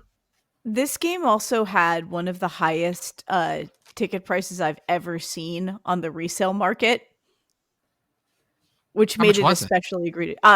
There was a seat for this game listed on Ticketmaster for $75,000. Jesus. Yeah. Is that what the money's for? We ain't got that kind of money. Yeah, we don't have, near that. Apparently, we don't have NBA playoff money. Jesus. We don't have NBA playoff money for those seats. I was in Indiana at the time, and I was with some friends, and they're like, "Hey, we should go see the game." And I'm like, "This number isn't going to be something you guys want to see." They're like, "How bad could it be?" I appreciate Google. Bad.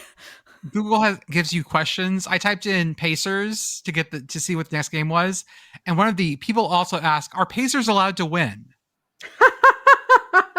Well, are they? And so it's about Pacers in running races. Oh.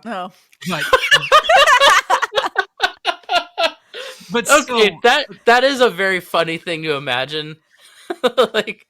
How slow would you have to be going for the pacer to win? Because like if there's a pacer in a race, they're not at the front. Like the people at the front shouldn't need a pacer, right? Uh-oh. Like Oh whoever the no! Oh pacer is. no. I'm gonna Oh screen is- cap this real no! fast. Screen capping. Got it. He's back. All right. We there missed we you. go. No, well, it's fine. We'll get the whole thing because it records the tracks locally. So Oh, that's right. Oh. yeah, so you guys will not you'll have to listen to the episode to find out what I just said. But I mean, I think that like that would be crazy if a pacer like won a race, Mhm. right? Because like a pacer in a race is not for the people at the front. Like if you're racing at the front, you the pacer is you. You don't need a pacer. It would have to be some sort of thing where like everyone's playing chicken with each other. Mhm. Like maybe in like a cycling. I don't know if they do pacers in like some sort of organized cycling race, but something like that where so everyone's like, "Oh, I'm not going to lead. I'm not going to be the one breaking all the air for everyone to draft behind." And then somehow the pacer just goes ahead and everyone's trying to be slower than everyone else and that just stacks up. Arthur, who are the Knicks going to get for their head coach?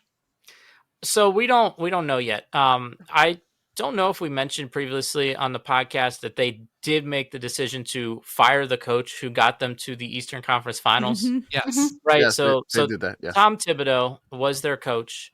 He started coaching them, I want to say like 4 or 5 years ago. about I think it was 5 5 years. years ago. And they've made the playoffs 4 times in his tenure.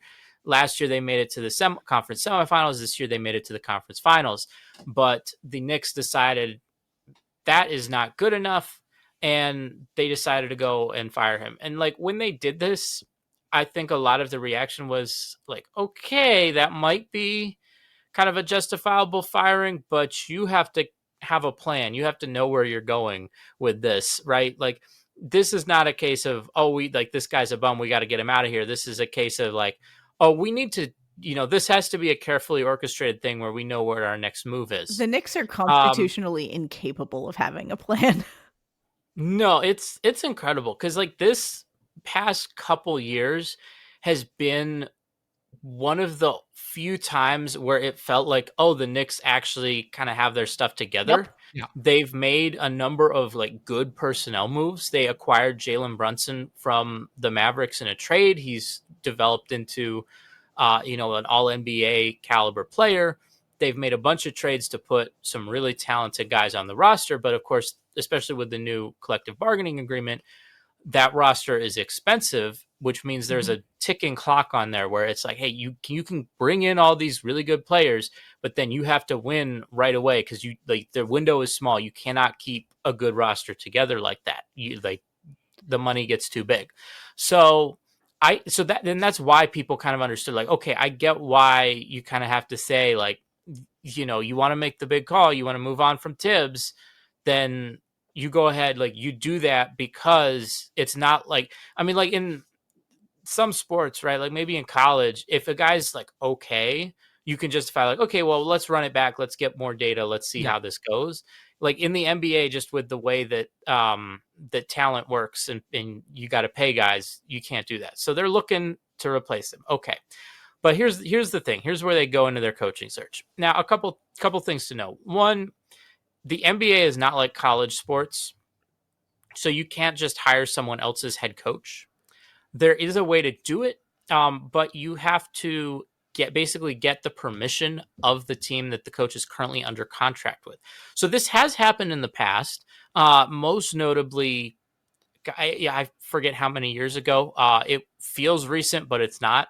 When Doc Rivers went from the Celtics to the Clippers. Yeah. That happened right after the Celtics had their run with, like Kevin Garnett, Ray Allen, Paul Pierce. That kind of fizzled out. The Celtics were ready to rebuild. Doc Rivers didn't want to stay around for the rebuild. He's like, I don't want to go through that. I want to go to a new team. The Celtics said, okay. And then so Doc Rivers they gave him permission to talk to the Clippers. And then the Clippers actually worked out a trade where they sent a first round pick to the Celtics in exchange for Doc Rivers. So That's basically the process. It has to be a team that's like ready and willing to move on from a head coach, where it like basically some sort of like amicable divorce, where they're not outright firing him, but it's like, okay, we're fine going our separate ways. And then you have to do compensation, which would be an issue for the Knicks because they have a lot of money tied up in all of their good players on their roster, and they've traded a lot of draft picks to get those good players. So they don't have a lot to offer teams. But they start out, it comes that they've inquired with the Dallas Mavericks about Jason Kidd, right? And so, okay, that's one thing. Jason Kidd played for the Knicks. The whole Luka thing has happened in Dallas. And, hey, maybe Jason the Kidd Mavs, hey, they'll make some more crazy. Right. Maybe. I mean, like I could understand a situation where, Jason Kidd wants out. He doesn't want to be there anymore or something like that. But that's not the case. The Mavericks say no. And this is when it starts getting really weird. And again, it's super uncommon for an NBA team to request to meet with another team's head coach. Yeah. It happens a lot with assistant coaches. And pretty much anytime a team gets a request like, hey, can we talk to an assistant coach about our head coaching job? They'll say yes, because it's a really bad look to, kind of deny someone the opportunity to move up. Right. But like head coach, I had to reach way back to give an example. And I think actually the other example in the past, like not even decade, probably longer than that. This one might be in the past decade. When Jason Kidd went from the Nets to the Bucks as head coach. That was another time where there was actually a trade involved there where they traded him. But like, it's like two examples in the past like 20 years of this happening. But the Knicks were not done. They reached out to the Houston Rockets about Ime Udoka, and they reached out to the Minnesota Timberwolves about Chris Finch.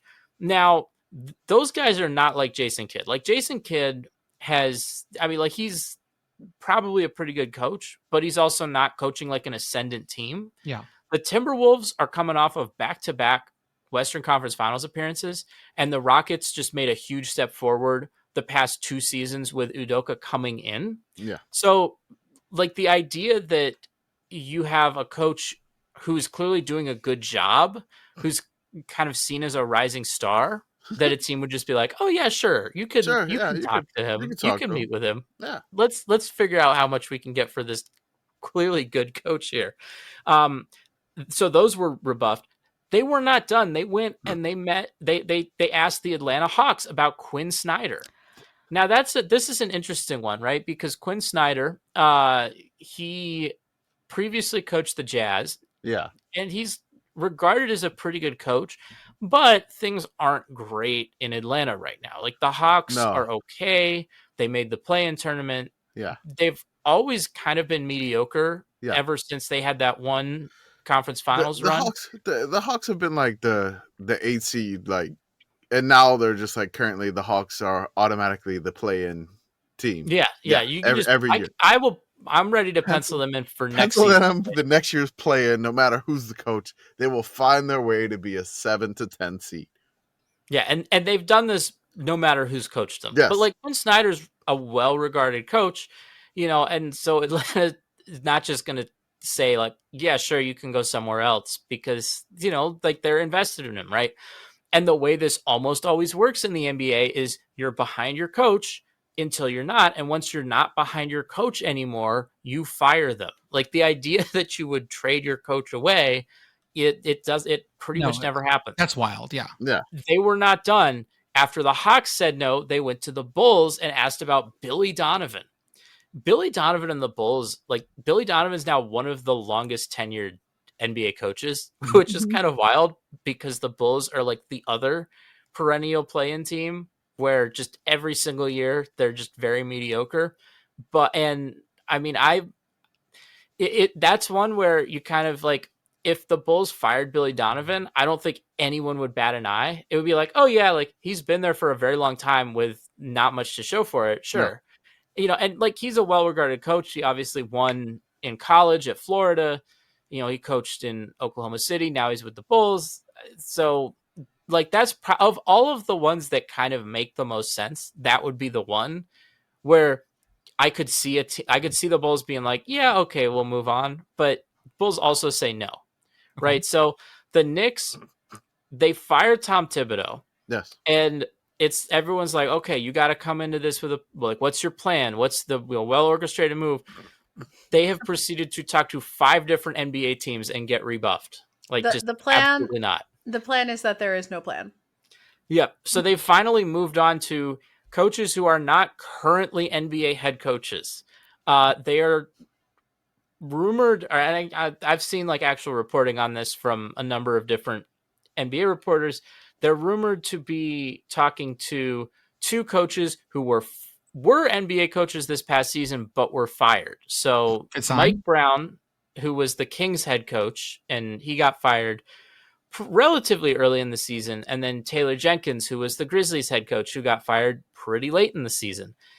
So those are the guys that they're talking to now. And so because those guys are free to actually take a head coaching job with the Knicks, it's assumed that they'll probably get one or the other. But just looking at the process and also looking at Taylor Jenkins and Mike Brown, you know, those are 2 guys who have a lot of NBA head coaching experience, right? I mean, Taylor Jenkins was with the Grizzlies for a while. Mike Brown has coached a couple different teams, and, you know, they've both coached teams to the playoffs. Neither of them have a whole lot of playoff success. It's not in any way clear how either of them is an upgrade over Tom Thibodeau, but I guess at this point, the Knicks just need a head coach.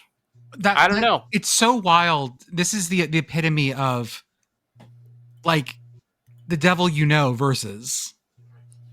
Yeah, I mean, and it's kind of hard to compare this to a college search because of the way it went. Because in college, you can just hire someone else's head coach, right? I mean, honestly, this might be the Knicks thinking like a college team.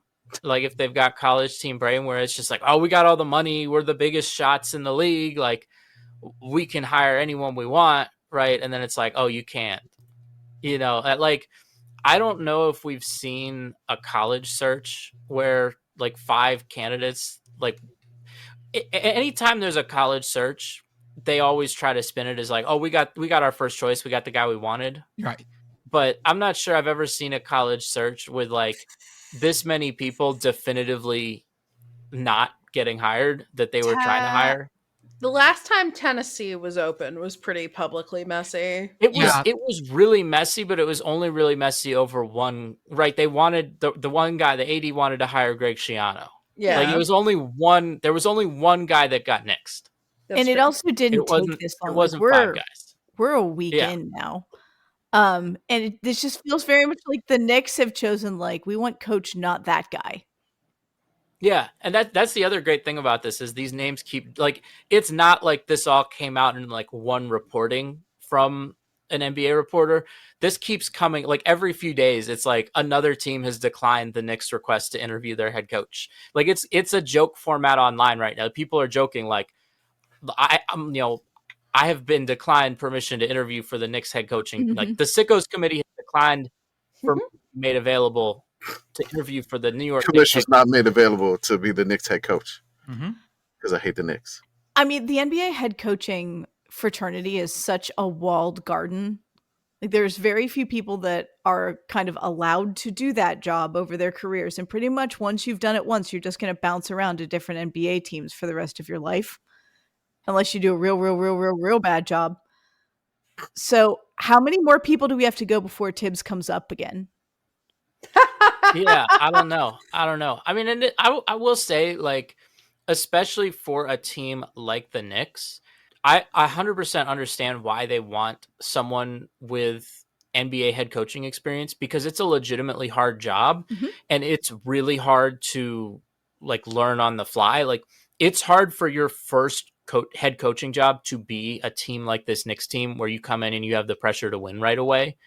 I mean, typically the way it works is you want a fresh new head coach without experience. You want them kind of coaching a rebuilding team so that they can learn the ropes without all the scrutiny of like, hey, you're going to be under the microscope every decision you make. But Yeah, I mean, like I don't know what they're doing. your Eric Spoelstra types are very, very, very rare. Yeah, I mean, and even with him, like you know, he sat he under had a Cat lot of Riley buy. yeah. Like he wasn't like they hired him externally. Like he was in the building and he got elevated. Right. And that's a lot of the successful coaches you see are guys like that. Yes. Where it's not an external process. It's someone who, because so much about being an NBA coach is having people respect you. And like that's what is just really hard to earn, especially on a team that has a bunch of like veteran superstars on it. Like and that was hard for Spo, even like Eric Spoelstra, even being in the building when they brought in LeBron. It was hard for Missoula too. Like, I mean, you don't typically see people like that come in externally and succeed. Do you think the Knicks could hire a podcaster? I mean, a former player I turned guess podcaster. It depends on the podcaster, right? Okay. Because like JJ Redick is now the Lakers head coach, and he was doing podcasts before they hired him. Mm-hmm. You know, I mean, I don't know. Can they hire like Jeff Teague's podcast? Maybe the Up and Smoke. You get Steven Jackson and Matt Barnes as the head coach. Oh God. Oh boy. So they are hiring the podcast, to be clear. Yes. Okay. The people on the podcast that are former players, you know, you think they could do that? I mean, they may have to turn that way, the way this is going. Yeah, I mean, it's funny because for a long time people would have certain broadcasters that they would always throw out as a joke. Like, do you know how I feel like this has died down as we've gotten further from him being a head coach, but like people always throwing out Houston Nutt for every SEC job, just like as a joke. I mean, Mark Jackson used to play for the Knicks. I know, that's what I'm saying. It's weird that people don't have to throw Mark Jackson's name out there every single time because he's not on ESPN anymore. I have breaking news. Okay. Beep, beep, beep, beep, beep, beep, beep, beep, breaking news. The Dodgers have announced that Shohei Ohtani will be pitching tomorrow. Oh. Whoa. Okay. All Here we go. Interesting. And that's not normal, right? That is not normal, no. Dodgers. Commish, we put together the Cost of Weddings blog, Cost to Get Your Mascot to Weddings blog. Mm-hmm. I just want to point out one thing that you saw, that the cheapest mascot we can find is ULM's. Yeah. $25 an hour plus mileage if 30 miles away from campus. Yeah. Hell yeah. This is what the money's for. I mean, yeah, I think there was a couple other mascots were like $50 or $55, you know, but like there's nobody like, I mean, they got Ace working for minimum wage. I mean, that's like that truly. I mean, mascot minimum. And somebody replied to the blog, like post on Twitter. It was just like, this was just an elaborate ruse to get you to say to mention ULM. And so I replied to them as like, now you've mentioned ULM. It's true. That's true. But no, this is great. People it wound up on like Reddit, CFB. This was probably one of the most popular blogs that we had unique click-wise. Yes. Which I'm going to continue to update. Somebody sent me the link for Utah, so I hadn't had a chance to update that because their link was previously broken. I'm going to try to get some FCS ones in there too, in the spreadsheet. The spreadsheet is in the blog if you wanted to check it out. Again, it's free to subscribe. All you need is your email. If you want to subscribe to the paywall portion too, that'd be nice. That help donate stuff to the committee too. And that helps us hire Ace. Yeah, that helps us hire Ace. 5 of you, and we could hire Ace. We could for do an that. hour, not including mileage. Not including mileage, which it's a bit to Shreveport, our headquarters. I mean, only 100 for the Chanticleer. Like that's great. Like Chauncey, like people are really. I wonder if like all of the departments got a whole bunch of inquiries off of our post, and this weekend they're gonna return to their email inbox. They're gonna return to the email inbox on Monday and be like, "What the fuck happened? These damn sickos!" I will once again say that Sparty costing as much as the Oregon Duck feels like Sparty way overvaluing himself. Sparty knows his worth. I honestly, as many photos as I've seen with Sparty, and like his There are a request lot. website, his request website is phenomenal. It's the best one out there.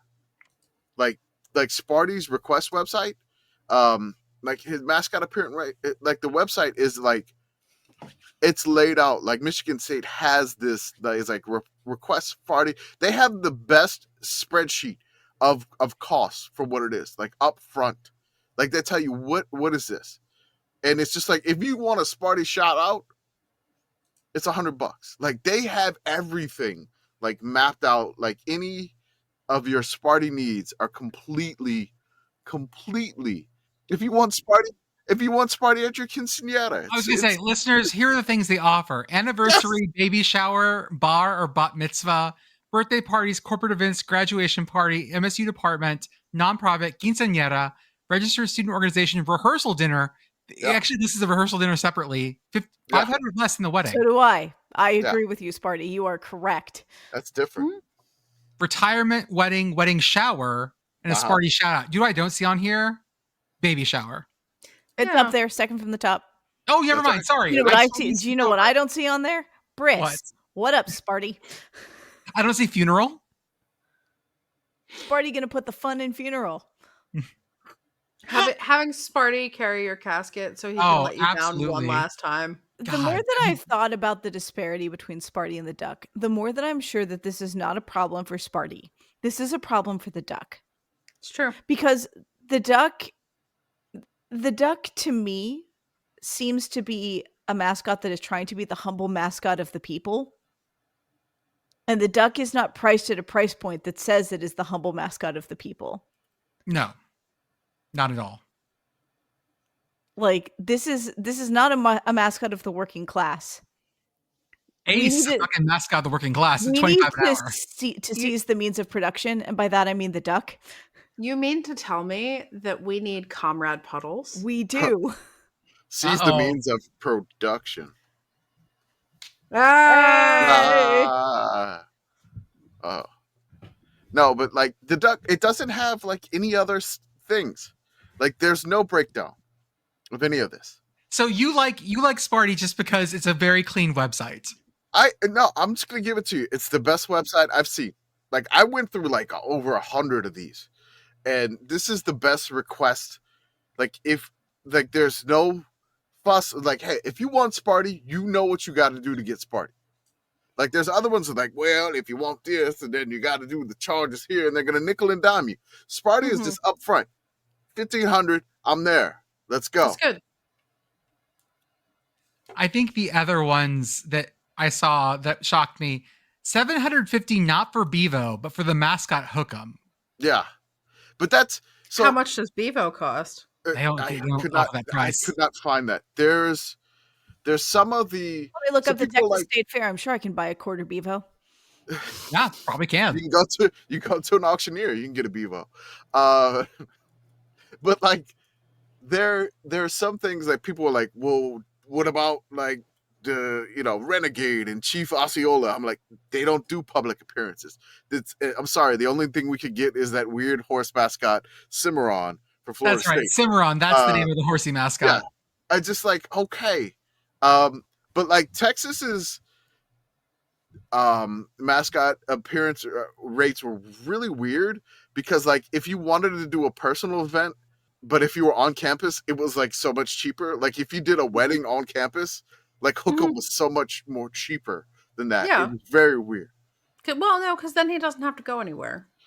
This makes sense to me. Did So we it's like have any mascots that you could get in Bitcoin? I did not see that. Like, obnoxiously, Pitt Dad was texting me about this, and he thinks that rock should be free if you get married in Heinz Chapel, and I'm inclined to agree with that. He's already around. I feel like an on-campus wedding should absolutely be a free appearance by the mascot. Yeah. I did love the rates that would change if it was in school and not in school. Mm-hmm. It's like, hey, if you want this guy off season, like over the summer, you're gonna have to pay a little bit extra for us to get the mascot back here. Sparty's busy doing his study abroad in Garmisch-Partenkirchen. I've loved mascot pictures in tuxedos now. This is my new obsession. Mm-hmm. I've seen Brutus. I've seen Yeah. Sparty. I've seen, I think, Cocky. But like Yeah. when they have their own formal wear, that really steps it up. If the Nittany Lion has a tuxedo, I don't want to know about it because that feels like such a massive betrayal of his naked ass form that he forces upon us on game day. Yeah, no, I think I would like to think that for formal events, the Nittany Lion just has a fancier scarf that is still inside his neck. Yeah, or a bow tie coming out of his That's neck. headed to Chippendale's territory, and I'm not comfortable with that. Oh no. You lover boy. Mm-mm. Mm-mm-mm-mm-mm. This was a fun project. We'll keep Pick a lover, updating. they're doing Unhappy Rock. No, yeah, no, there are some things that I wish I could like unthink, and this is certainly one of them. Thanks, guys. You must be 18 or older to request the Penn State Harrisburg Nittany Lion. Wait a second. Oh Whoa. God. Wait a second. Oh, no. We have can the get Nittany Lion at discounts. home. Yes. You can get I had to go through like a couple of different like PSAC schools to find the right one. Well, hold up. Are they all the same? They're all the same. I think they are all the same. Pittsburgh campuses have different panthers. Like one of them is a black panther. One of like there's like Pittsburgh campuses have different panthers. They're all cats, but they're different. Penn State campuses, I think, are all various Nittany Lions. I love that you could get a discount Nittany Lion. You can. What's the cheapest of the knockoffs? Penn State Harrisburg's Lion cannot, bolded, attend an event where alcohol is being served. The Nittany Oh, Lion cannot attend weddings or private parties, including graduations and retirements. lame. I think the one that was like the funny it's like Notre Dame, you can't do it. And people were just like, well, why did you list that as a mascot? I'm like, but they don't have a costume mascot. So I said they won't do it. But they'll do other events with the leprechaun. But like you can't, I was like, hey, it'd be weird if like, oh my God, the leprechaun's actually my ex-boyfriend. Dancing with the bride. Yeah. That'd just be strange. Why So does that Penn State Harrisburg come up first? I don't know. Penn State Harrisburg has better SEO. It doesn't say how much it costs to have the Nittany Lion attend things. The Harrisburg Lion. I don't. The Lehigh Valley one does not say anything about not being allowed to do weddings. They're all You gotta different. get the slightly. cool Nittany Lion that is okay with drinking. I'm now looking at the Penn State Harrisburg Athletics website and their branding rules. Important to note, all Penn State Harrisburg teams shall be referred to as the Penn State Harrisburg Lions. Penn State Harrisburg teams shall not be referred to as the Nittany Lions. Lame. I mean, it is pretty far to Mount Nittany from here. Last thing, Commish, we have a higher lower. I do. I have a Father's Day edition Okay. of Higher and Lower. So this is Father's Day edition here. So the Father's Day edition, special edition here, is I'm gonna do a higher and lower version of head coaches that worked with their sons. Oh no. Okay. No. Yes.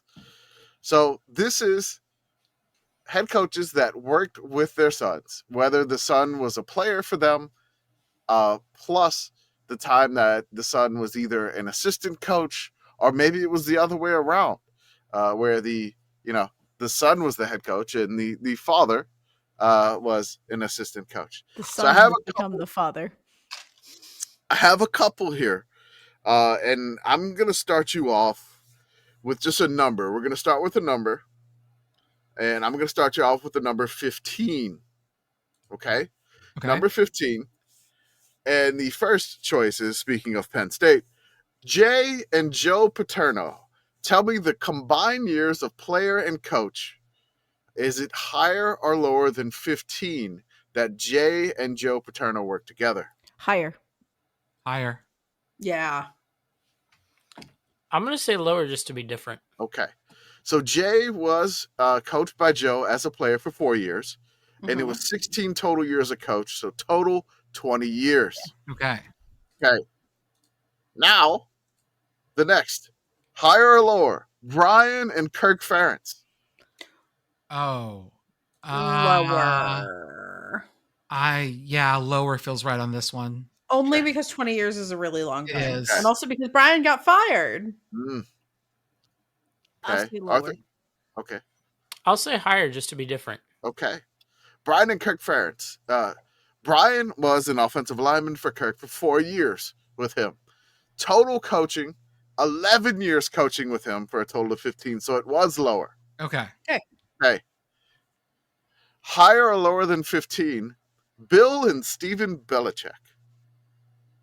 Ooh. Oh. This gets you a little NFL here, so it's Yeah, going to how mess long with was Steve there? you. Yeah. Steve was I don't know how long Steve was there. Bill was with the Patriots for so long. I feel like this might be a push. Okay. I'll say lower. Okay. I'll say lower as well. Okay. Okay, I don't think anyone said higher, so I will say higher just to be different. It hasn't let me wrong yet. Okay. Bill and Steven Belichick. 12 years in total with him, Okay. 1 year without him. So Oh, wow.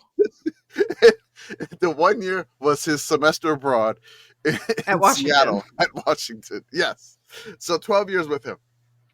All right. Next. Higher or lower than 12? Frank and Shane Beamer. Ooh. Higher. Okay. Lower. I think it's higher, but just barely. Okay. Well, I'll say lower. Okay. So it was lower. Shane played 4 years under his dad, and then he coached 4 years with his dad. So Shane had a little bit more seeing of the world, only 8 total years. Okay. Okay. All right, somebody hit like a lightning symbol. Lightning round. Pew, pew, pew, pew, pew, pew, pew. Hold up. All right, there we go. Lightning round. Welcome to the Bobby Bowden mini trivia game. Oh, God. Oh, damn it. God. No. Damn it. Meet the Bowdens. Here we go. We got Jeff Bowden, Tommy Bowden, and Terry Bowden. Which Oh, one shit. coached the most? Which one coached the middle? And which one coached the least with their father, Bobby Bowden? So you got Jeff Bowden, Tommy Bowden, Terry Bowden. What order do you have the Bowdens in? I mean, Oh, I got to God. go with Jeff as most. I Okay. think. And then what do you got for the middle then? I feel like Terry least, and that gives us other Bowden. Tommy. So Middle Bowden. middle. Yeah, that's because I just think of Terry Bowden the most as having other jobs. Uh-huh. It doesn't necessarily mean that those other guys were there at FSU the whole time, but Yes. Terry's definitely the one I think most of is like not coaching Independent. under his He father. Strong, had independent Terry. other jobs. He Yeah. was at Auburn for a while. Like Yes. He was at ULM. He was. I'm gonna go with Terry the most, Tommy the middle, Jeffy the least. Okay. I would like to invert that. Okay. Beth? I'll take Terry the most. I'll take Tommy the least. I'll take Jeffy in the middle. Wait, Okay. sorry, I said mine wrong. Jeffy the most, Tommy the middle, Terry the least. Okay. Yeah, so Jordan and I have the Yeah. same answer. And I think Arthur's got that. So Beth's a little bit different. So it's correct. Jeff the most, Tommy the middle, and Terry the least. So Okay. Jeff coached 12 years with his dad. Did not play for him. Tommy played 3 years with his dad at West Virginia, and he coached 4 years with him for a total of 7 years. Terry, his dad left him at West Virginia to go to Florida State, so he didn't coach him as a player, and he only coached 1 year with his dad. Huh. So Terry Okay. was strong, and then Terry Bowden didn't need no daddy's help, so to speak. I knew Jeffy was like there He was needed no to way. go out into the world and mentor Rich Rod. Okay. That's what West Virginia is missing on staff. Bowdens. Another Bowden. Oh my Uh-huh. God. Bring Okay. him back. we Bobby go. Bowden did not end well at WVU. Like that was a run him out of town on a rail situation. Is there another generation of Bowdens? I mean, there have to be more. Yeah. They'll be coming eventually, I think. I mean, Jeff is 65. Yeah, I don't know if Yeah, they want so to we get need the some coach fresh because blood. Tommy just totally left coaching. You're asking after if the more of Cubs them are- are he's done. about in that life. I mean, just hire a Bowden to like work in the athletic department. They don't, maybe it's just the vibe. You just All right. need one around. They don't necessarily need to be coaching football. The problem is once those things get into the insulation, it's like 45 years till you can roost them back out. Yeah.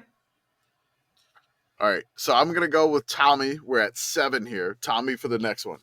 We have Okay. Al Groh and his son, Mike Groh. Al Groh was a coach at Virginia for a long time. And he also bounced in and out with the Jets in the NFL and some more collegiate stops. More or less than 7 years. I know nothing about this guy, so more. Okay. I'll take less. I'll go more. Okay. I'll take less. All right. It's 8 years. Al and Mike were together at their Virginia stint, basically for the entire time except for the last year, Al's last year at Virginia at UVA. More or less 8, Jim Harbaugh and his dad, Jack Harbaugh. There's a caveat here I'm going to throw, but just saying. Less. Okay. An 8. Less Um, than 8. I'll go more. Okay. Oh man. I'll say less. Okay. I'll go more. All right. It was less. Okay. 7 years. Okay. Jim Harbaugh was listed as an offensive consultant while he was playing in the NFL for 7 years. So it's a Bullshit. technicality. That's that he's the bullshit. coach. You do not Yes. get double credit, sir. Exactly. No, that's he was still in the NFL, and he was an offensive consultant for his dad. Sure. So, sure. Okay. 7 years. More or less. Skip Holtz and Lou Holtz.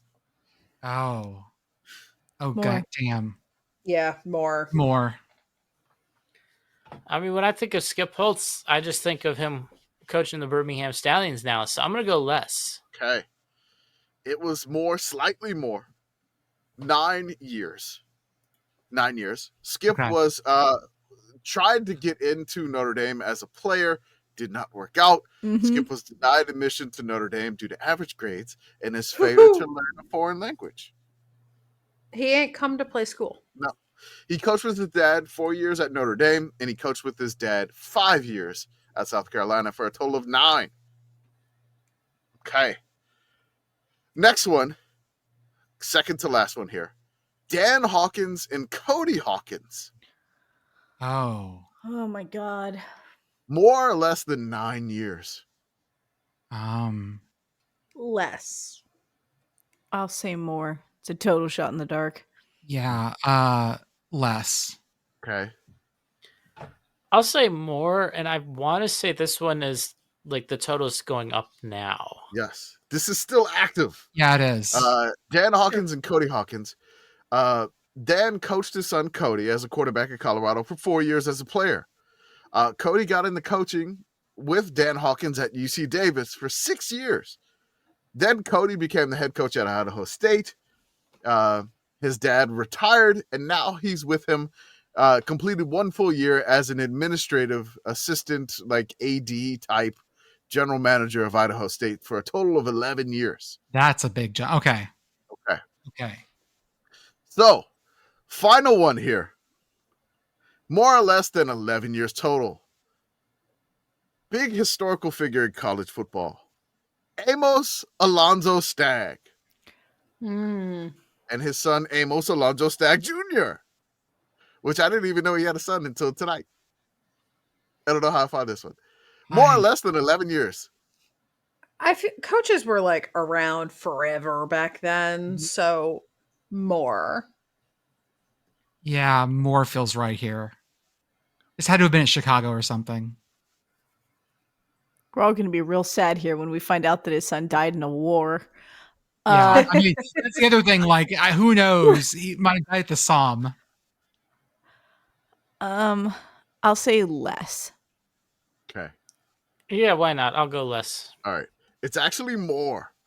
Okay. He played 4 years as quarterback at Chicago.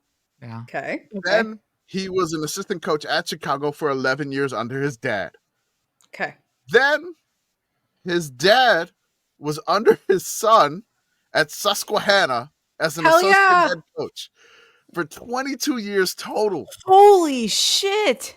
That's right. That beats the Paternos. So the leader of the, if you want to call it the Nepo baby standings, Yeah. is the record holder are the Stags from the son I didn't even know he had until I was doing this like a couple of hours ago. What's the Susquehanna mentioned. What's the Kiffin number? Ooh. See, that's the thing is like Monty was never a head coach. No, but he was an assistant under Lane. Yeah. It wasn't very long. Like 2 years, 3 years. 3 years at Ole Miss player personnel. Well, Florida Atlantic And the Raiders.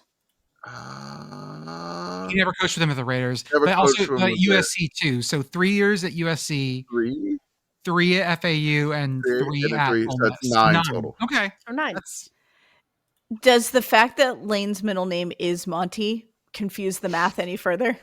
Hold on. Tennessee, the 1 year Tennessee. That's 10. 10. 10 Okay. for Tennessee. and never as a head coach. I don't think he's ever been a head coach. No, I don't think so either. He's never a head coach. No. No, he was head coach at NC State for 3 years in the 80s. Okay. Eh. We don't count that. Happens to the No. best of us. Everybody's been head coach at NC State at some point. No. I Oh, think no. it's more that the canonical only head coach that NC State has had or ever will have is Dave Doeren. Okay. Well, there was the guy with the sunglasses, like Chuck Amato, right? That was also Dave Doeren. Okay. It's just Dave Doeren. That was in a Dave different Doeren hat. in sunglasses. Oh, Right. okay. Thank you, Commish. It's just a palette swap. If you go back to the really like olden days, you'll probably see like Dave Doeren with a mustache or Dave Doeren with like mutton chops or whatever the facial hair handlebar they had back mustache. then. Yeah. Yeah. Dave Doeren with the P head Walker tie. Dave Doeren is the second most tenured coach at NC State. Earl Who's the- Edwards from 54 to 70. Also Dave Doeren. Dave Doeren is the NC State Highlander. Mhm. Correct. There can only be one head coach. There can And be it's Dave only Doeren. Dave. They may go by other names, but they're That's right. all actually Dave Doeren. He has to change his name to like not let everybody know that he's actually the Highlander. Yeah, well, or he's like the Twilight vampires. Like you just got to move Mhm. around so nobody figures out that you're immortal. I'm very excited that we've discovered the Wolfpack singularity tonight.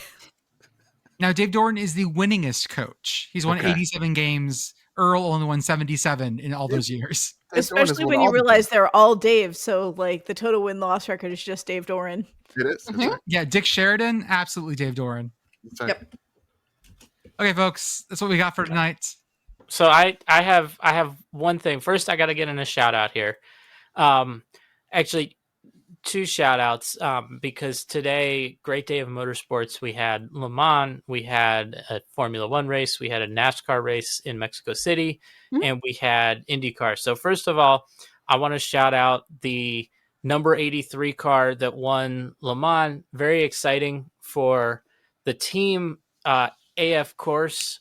It's significant because they're a privateer team, right? So Pirates? typically, privateer, not pirateer. No, so- privateer is a kind of pirate. Oh, okay. I didn't know that. But typically this race is won by a team that's like an official factory team, right? Like the official Ferrari team wins.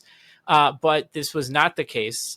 This is AF Course. Don't look at the fact that AF Course also runs the official Ferrari team for them. They have two cars that they run as Ferrari factory cars, and then they have a third car that they run as their own car. So it's Secret totally a third thing. different team. It's definitely a different team that won this year as opposed to the Ferrari team that's won the past 2 years.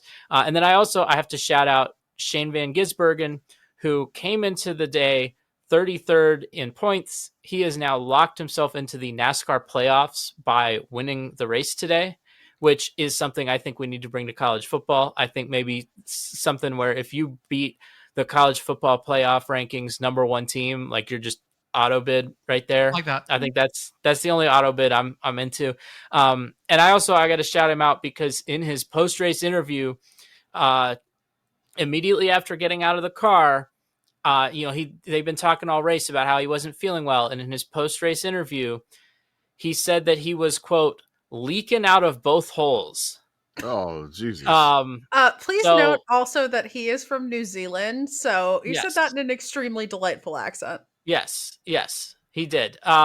So last thing I want to share with you, this is going to be a video thing because I don't want to get us in trouble with the backing music.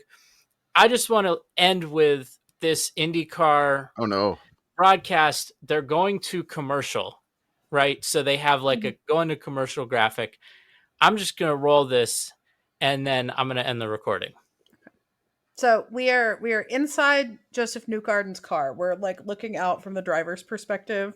There's a very nice sunset. We've cut to the clip where it's like him crossing his arms, doing the like real estate agent power pose. Oh no, his car is upside down.